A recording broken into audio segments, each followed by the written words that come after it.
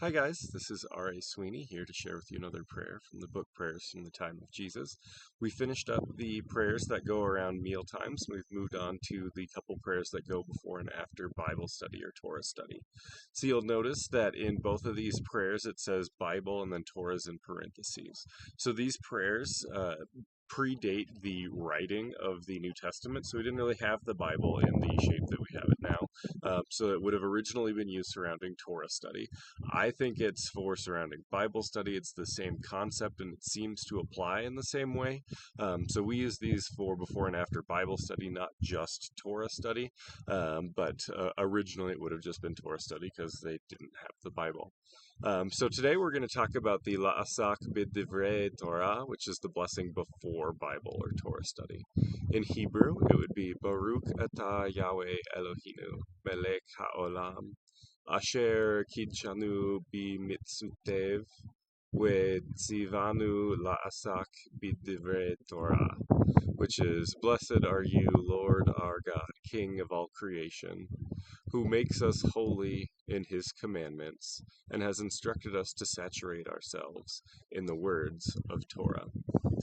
Even from there, I added a little bit, changed a little bit to kind of tie some of these ideas together. I think in our culture, some of these Hebrew words, even what we translate them to, have lost some of that meaning. So this prayer is saying that he's the one who makes us holy in his commandments. And so from there, I translated it, who set us apart as his treasured possession, which is not necessarily the same thing. The reason that I did that was really linking back to the giving of the Torah. You can see on this page that goes along with this prayer that I included Exodus 19 verse 5, and it says, "And now if you will completely listen to my voice and keep my covenant, then you will be a treasured possession to me out of all the peoples, for all the land is mine." And so really that's what God was doing as he was making his people. He was setting apart his treasured possession. It's the Hebrew word segula, and we translate that treasured possession in a lot of places. It's really like, if I'm the king and I've got all the wealth of the empire, but this is my treasure. This isn't the kingdom's treasure. This is mine. It's my personal, my beloved. It's that cherished treasure that a king would set aside for himself. And that's what God said he was doing with his people. In the direct translation I just read, I said that he set us apart as that by revealing or by giving his commandments, and I translated that by giving us his wisdom, because that's really what the types of commandments are. It's not, well, I set you apart because I gave you a whole bunch of rules to follow, but it's, no, I've given you these rules that demonstrate my wisdom, and in doing so, that wisdom is going to make you into that treasured possession.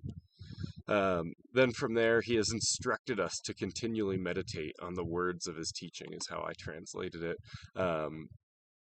Which is pretty close. The idea is like filling full. So there's a lot of words that mean to like cover or to hide something, but this word does mean that in the way that like you would like hide a hole in the ground by like filling it up. It's not like concealing it, like it's not there. It's like filling it up to the brim. I often translate it as like filling full. When Jesus talks about coming to fill full the Torah, he's obviously speaking Aramaic and it's written down in Greek, but I think this is the idea that he was thinking back to.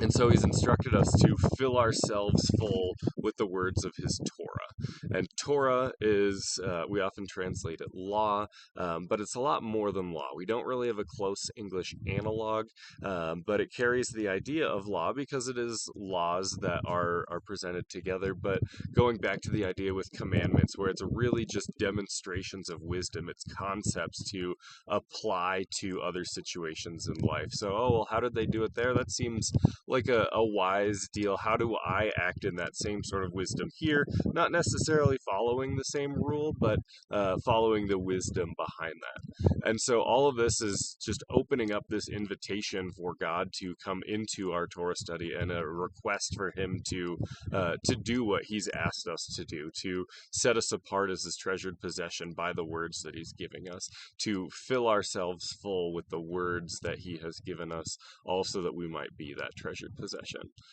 The other thing that's interesting about this one, it starts out with the blessed are you, Lord our God, King of all creation, but it doesn't end in the way that most of those prayers do, with the blessed are you, Lord, the one who, whatever, the beginning of the prayer kind of started out with. This one doesn't have that ending, and I think it's really meant to bookend the Bible study or the Torah study. So in the second prayer, the prayer that comes after Torah study, you'll see that it does have that. And so I think that's where it leaves it open. It's the start of a prayer, then we have the end of the prayer afterward, like it's all one big prayer, and that all of our study in between is part of that prayer.